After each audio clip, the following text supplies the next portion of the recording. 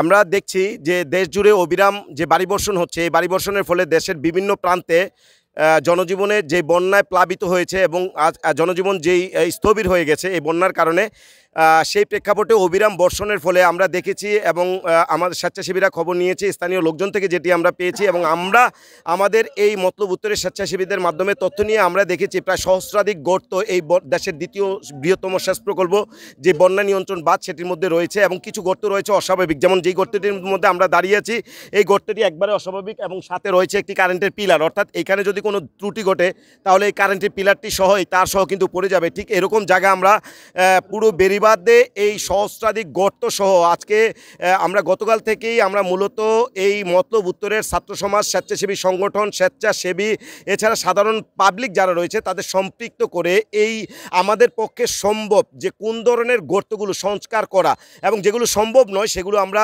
ঊর্ধ্বতন কর্তৃপক্ষ যারা রয়েছেন তাদেরকে অবহিত করে সেটি ব্যবস্থা দ্রুত গ্রহণ করার জন্য আমরা কাজ করছি। এই যে দেখছেন স্বেচ্ছাসেবী এবং এরা ছাড়াও এই মতলব উত্তর বৃত্তাকার 64 কিলোমিটার বেড়িবাঁধের মধ্যে 5টি টিম গঠন করে দেওয়া হয়েছে সমন্বয় করে এবং এই 5টি টিম বিভিন্ন প্রান্তে কাজ করছে। আমরা আছি দুর্গাপুরে আছি এবং এই এই এই এই স্বেচ্ছাসেবী যারা আজকে মতলব উত্তরে স্বেচ্ছাশ্রমের সশরীরে কাজ করছে, প্রায় 500 স্বেচ্ছাসেবী, 50-এরও অধিক সংগঠন, এছাড়া রাজনৈতিক ব্যক্তিবর্গ, ছাত্র সমাজ, স্থানীয় জনগণও উৎফুল্লভাবে মানে অনেক বেশি উৎসাহ উদ্দীপনা নিয়ে তারা আজকে এই বন্যা নিয়ন্ত্রণ বাঁধ রক্ষায় কাজ করছে। জানিয়ে রাখি, বন্যা নিয়ন্ত্রণ বাঁধের অনেকটা নিচে পানির অবস্থান থাকলেও দেশের সার্বিক বন্যা পরিস্থিতিতে এই যে বন্যায় প্লাবিত যে পানি, অতি বৃষ্টির যে পানি, সেটি যখন এই মেঘনা হয়ে বঙ্গোপসাগরে পতিত হবে তখন কিন্তু পানির চাপ অটোমেটিকলি এই বন্যা নিয়ন্ত্রণ বাঁধে পড়বে। সেই ক্ষেত্রে যেই সমস্ত জায়গায় এইরকম অস্বাভাবিক গর্ত হয়ে গেছে এ পাশ ও পাশ এই 64 কিলোমিটার বন্যা নিয়ন্ত্রণ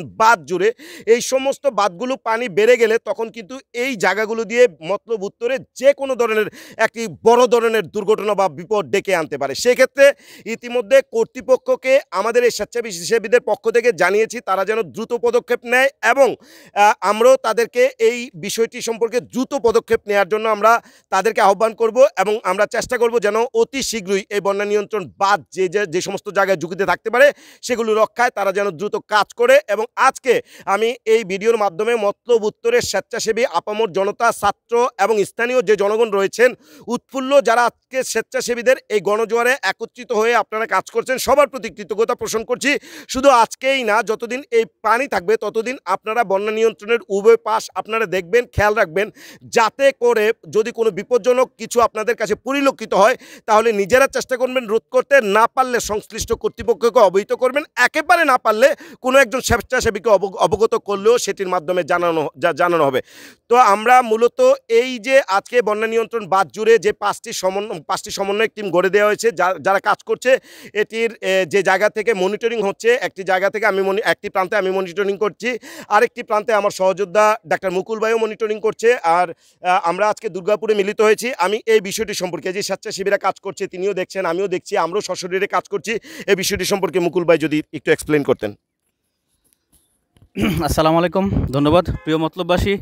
আসলে আমরা এই বন্যার যে সার্বিক অবস্থা সারা দেশে, সেটারই একটা ঝুঁকিতে আমরা মতলব উত্তর বেড়িবাঁধ রয়েছে, তার যাতে কোনো ধরনের বড় ধরনের কোনো সমস্যা না হয় সেই কারণে আমরা গতকাল আমাদের সমস্ত মতলবের স্বেচ্ছাসেবী সংগঠনের মাধ্যমে আমরা যে মারাত্মক ঝুঁকিপূর্ণ প্লাস ভাঙা এই জায়গাগুলো চিহ্নিত করেছি। সেই চিহ্নিত জায়গাগুলোতে আমরা একযোগে মতলবে প্রায় 500 স্বেচ্ছাসেবী, ছাত্র সমাজ, এলাকার স্থানীয় লোকজন সহ আমরা এই কাজে সম্পৃক্ত হয়ে আমরা কাজ করতেছি।